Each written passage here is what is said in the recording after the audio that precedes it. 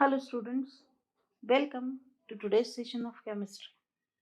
As we all know, in the previous session, we learned about seventh lesson of your syllabus, that is elements of group 16, 17, and 18. Those are P block elements. Now, in continuation with that, we are going to start with eighth lesson of your syllabus, that is transition and inner transition elements, or in short, we can say D block and F block element. For that also periodic table is needed. So this is your periodic table. Now we will see where the D block and F block elements are located. If you see, there are four blocks in the periodic table. This is S block, this is P block, this is D block, and this is F block. Total periodic table has 7 periods and 18 groups. Out of that, first two groups belong to S block, and these are strong metals. Last six groups are P block elements in which the variety is present. That means it has these yellow colored metals, these blue colored non metals. This long group is noble gases, and in between this green colored metalloids. And in between these two types, the D block is located, and those are called transition elements. That means if we consider the periods, these four long periods in which a D block is there, first three periods are called short periods. Where are F block elements located then? F block elements are there in the third group itself. In the third group and sixth period, this square belongs to first series of a block. And third group and seventh period, this square belongs to second series of F block elements. This has 14 elements, and second series also has 14 elements, and these elements come after lanthanum. First series come after lanthanum. Lanthanum is in D block, but after lanthanum, cerium to lutetium, that is the first series, and that is called as lanthanides because they come after lanthanum. In the same way, actinoid is there in the third group and seventh period, which is D block element. But after actinum, the second series starts from thorium to lawrencium, and hence these are called actinoids. Thus, lanthanides and actinoids together has 28 elements which are located below the periodic table because there is no place to accommodate these electrons, these elements. Okay, so this is periodic table. Now about transition elements. We will learn about transition elements in detail, and then we will start learning about F block element, that is inner transition elements. So, have you seen the position of the D block? It is in between S and P block. S block has two groups, P block has six groups, D block has 10 groups from third group to 12 group. And there are four periods in which D block elements are there. That means 10 into 440 elements together are there in the D block. Now, we will see in detail about transition elements. The transition elements belong to D block of the periodic table, as just we have seen that. That means transition metal atom has an incomplete d subshell. Because of that, they exhibit properties between those of S and P block elements. The properties shown by them are between S and P block elements as per their location. The transition elements of the modern periodic table are placed in the groups 3 to 12 and in four long periods from fourth period to 7th, 4, 5, 6, 7 periods where D block elements are located. What happens in D blocks is n minus 1 d orbital is successively filled in each element. As we move from left to right, from third group to 12 group, every time one electron is added, and that is filled in n minus 1 d orbital. What is nth shell then? Nth shell is ultimate shell, or we can say final shell, or we say it a valence shell, which is incomplete. But here, not in the nth shell, but in n minus 1 d subshell, electron is added. As according to above principle, we know that orbital having lower energy is filled first, and the electron then enters in the orbital having higher energy. According to that, in this case, n minus 1d orbital has more energy than nth shell. Hence, n minus 1d orbital is filled successively after filling of nth shell. We're going to say in detail about electronic configuration, then you will understand in a better way.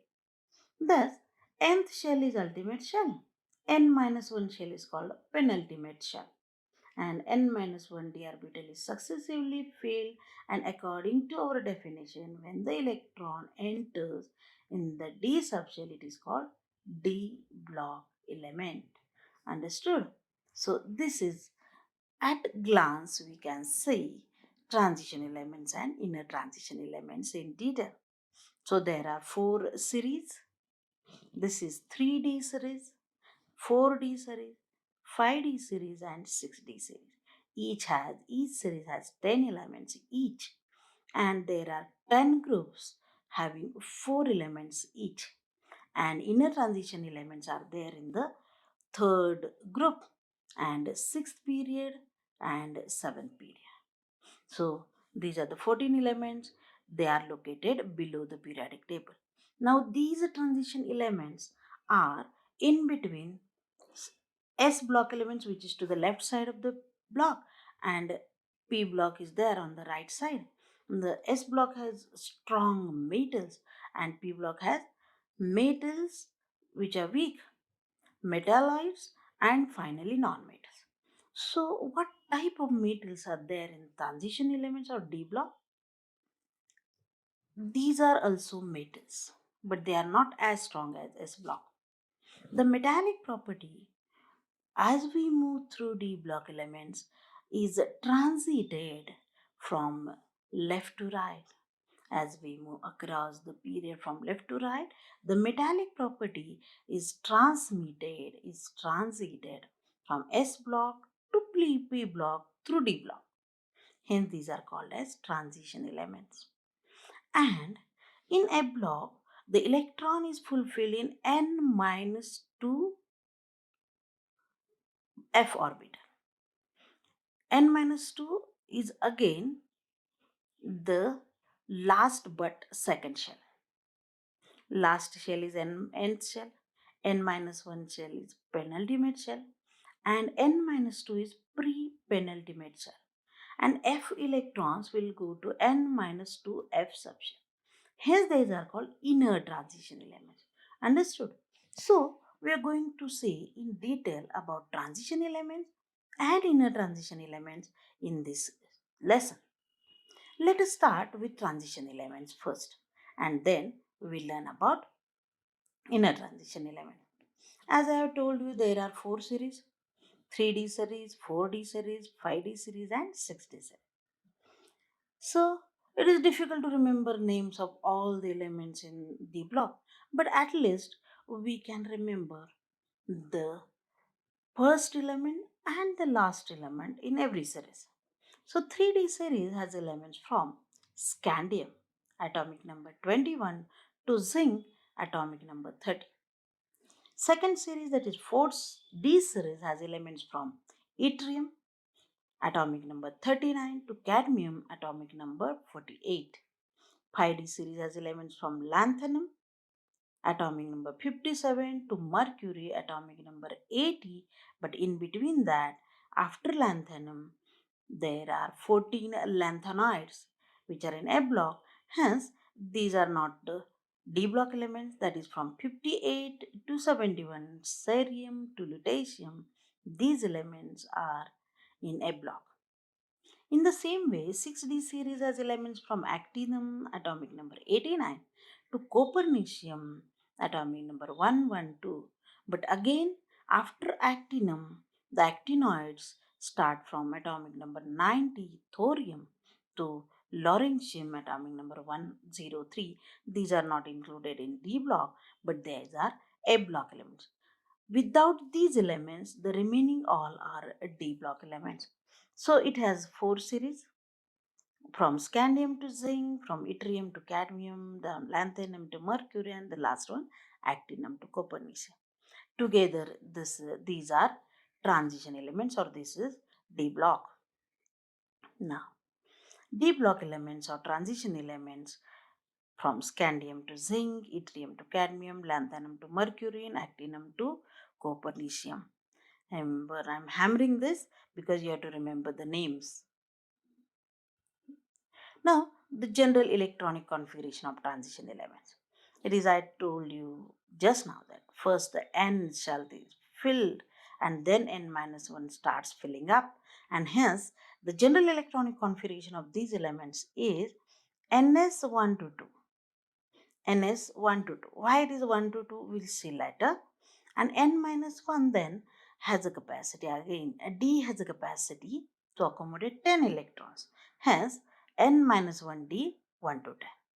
And when if n is 4, then n minus 1 will be 3.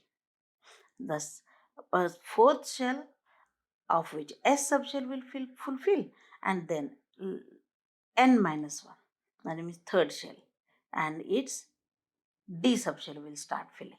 So in the same way, the general electronic configuration we can say n minus 1 D 1 to 10, ns 1 to 2. Position in the periodic table, the question is asked in the exam like this: explain the position of transition elements in periodic table. What you have to tell? You have to tell the groups, those are present in that block, and the periods, and where it is located in the periodic table. So, the answer of this question will be like this: the transition elements are placed in the periods 4 to 7 and groups 3 to 12, and those constitute 3D, 4D, 5D, and 6D series. Again, they are placed at the center with S block on one side and P block on the other. The electropositivity, reactivity, and other properties show a gradual change from S block to P block through those of D block element. These properties are transited. Which are those? Electropositivity, reactivity, and other properties like metallic properties, and all those are transited from S block to P block through D block, and hence these are called transition elements. So the question like position in periodic table can be explained with this answer. Now just look at this. We learned about the position. Is it true? It is in between S and P, and the D block is located at the center, and the properties are transmitted through D block. So this is the position of D block in the modern periodic table. Now these are the four transition series elements: 3D series, 4D, 5D, and 6D. Remember first members and last members at least. So 3D scandium to zinc, or 3D series is in detail for you to study the 3D series. Just we will see the names of all the elements of 3D series because we have to study in detail about 3D series. First element is scandium 21, titanium 22, vanadium 23, chromium 24, manganese 25, iron 26, cobalt 27, nickel 28, copper 29, zinc 30. Do you remember the names? So these are the metals, but the metallic property is not strong enough. So these are the four series. Now electronic configuration of each series we will see. Now 3D series begins with the scandium at 21 and ends with zinc with atomic number 30. Now, how the electronic configuration is written? There are two ways to write. Just one is just write all the subshells in sequence, or another way is write down the noble gas in square bracket and then the remaining electronic configuration. That means before scandium, argon is the noble gas. Now, argon atomic number 18 and its electronic configuration like this: 1s2, 2s2, 2p6, 3s2, and 3p6. Last shell complete, hence it is noble gas. After argon, argon is 18 and scandium is 21. Now, 3 electrons are remaining. Where will they go? They will go to fourth period now. That means fourth shell. So, the electronic configuration of calcium will be this. With atomic number 20, we have to go to 21. Now 20 will be like this: 1s2, 2s2, 2p6, 3s2, 3p6. After 3p6, fourth shell will start with its s subshell and 2 electrons will go to 4s subshell. Now the 21st electron of the scandium will enter in the available 3d orbital, and hence electronic configuration of scandium can be written like this. So up to this is argon 3p6. Then up to this is calcium with atom number 20, and 21st after 4s, fourth is the nth shell, last shell, and n minus 1 will be 3, and 3d will start fulfilling in the first series, and it is a 3d series because 3d subshell is fulfilled from 3d1 to 3d10. So it ends with atomic number 30, where the electronic configuration will be this will be same, only 3d will be 10. So 3d10 will be of zinc. Or in another way, we can write the electronic configuration as like this using noble gas configuration. That is square bracket argon means up to 18. Then this will be up to 20 and this is 21. So this is another way to write electronic configuration of 3D series. Now we'll see one by one each series what will be the electronic configuration. There are 4 series: 3D series, argon preceding noble gas. 3D will start fulfilling, before that 4s is full. 4s2, 3D 1 to 10. But 3D, the electronic configuration is written like this. Here 4D series, as the name suggests, 4D will start fulfilling. Before that 5s will be full. And then krypton is the preceding element of 4D series. Krypton is 36, hence it will be 4D 1 to 10 first. 5D, xenon with 54, and then remaining 6s2 will be fulfilled first, and then n minus 1, that is 5d from 1 to 10. Same way 6d series as radon, 6d 1 to 10, and 7s2. So this is general electronic configuration of all the series. Separately we have written. Now as I told you, we are going to learn about first transition series, that is 3d series elements in detail. Now, zinc has completely filled n minus 1d orbital in the ground state, and we just have seen the electronic configuration of zinc is argon in square bracket with 3d10 4s2. As 3d is 10 and 4s2, that means the zinc or all the 3d series element show common oxidation state plus 2. Common oxidation state plus 2, because last 2 electrons in the fourth shell can easily be removed, and hence it's or donated, we can say, hence it gets plus 2 charge in all the compounds. And when in the common oxidation state, its electronic configuration will become argon 3d10, and as 3d is completely filled as per our definition, when 3d orbital is incomplete, then only it is called as transition element. That means in its common oxidation state plus 2, zinc is not the transition element according to our definition. So cadmium and mercury, which are in the 4d and 5d series, 6d series has copernicium, and that is radioactive element, so we don't consider that. But 4D series has last element cadmium, 5D series has last element mercury, which are also not considered as transition elements in their common oxidation state plus 2, because 4D10 and 5D10 will be their outermost electronic configuration in plus 2 oxidation state. So a question can be asked. On the basis of that, we can see the general electronic configuration of 3D series of d block elements. I told you 3D we have to study in detail. Now, just take a look at 3D series elements. First one is scandium 21, argon 3D1, 4s2. Expected and observed, as there are, you see, there are two columns, expected and observed.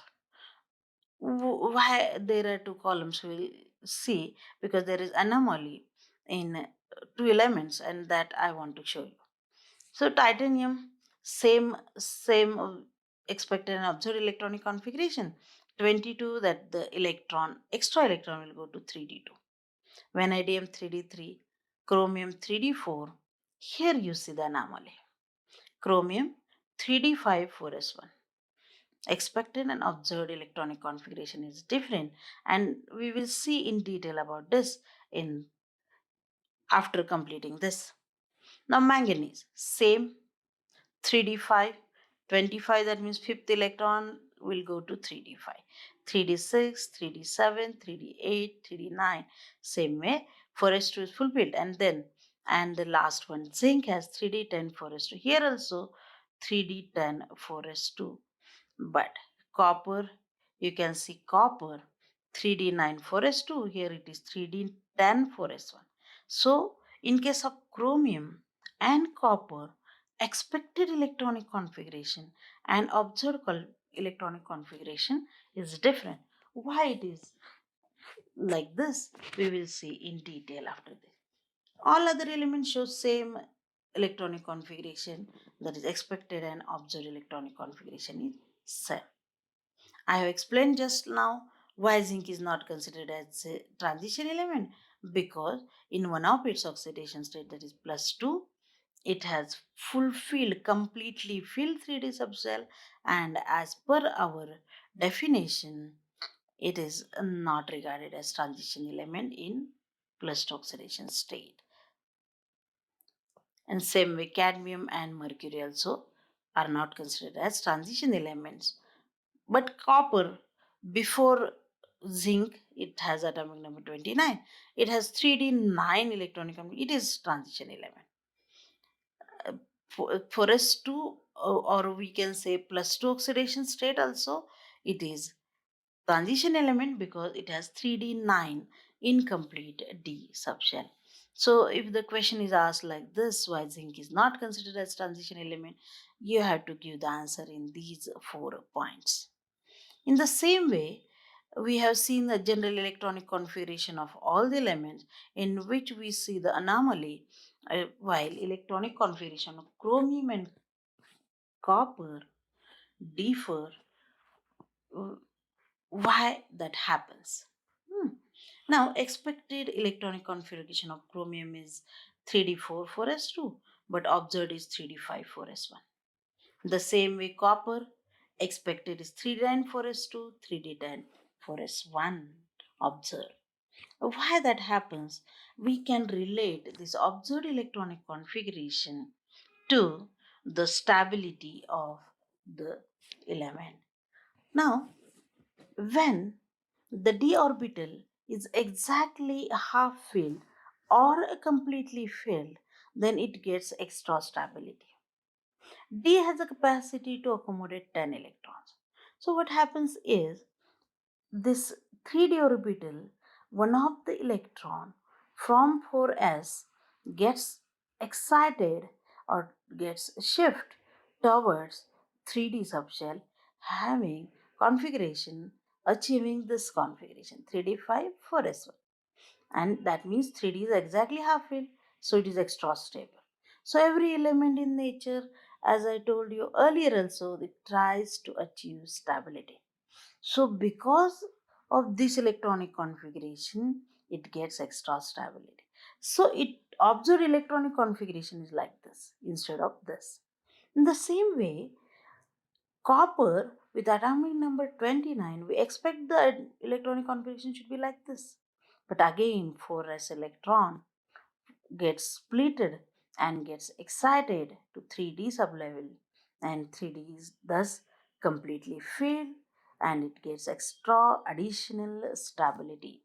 So, why chromium and copper differ in electronic configuration can be explained on the basis of these points. So, this will be your answer for that question. So, up to this, we will see in this session. We are going to start with oxidation states of these elements in the next session. Now, time for assignments. You have to explain these two questions. Why zinc is not called D block element, and second one, why the observed and expected electronic configuration of chromium and copper is different. Again, explain position of D block elements in periodic table. One more question. Write down the general electronic configuration of 3D series, 4D series, 5D series and 6D series. Thank you.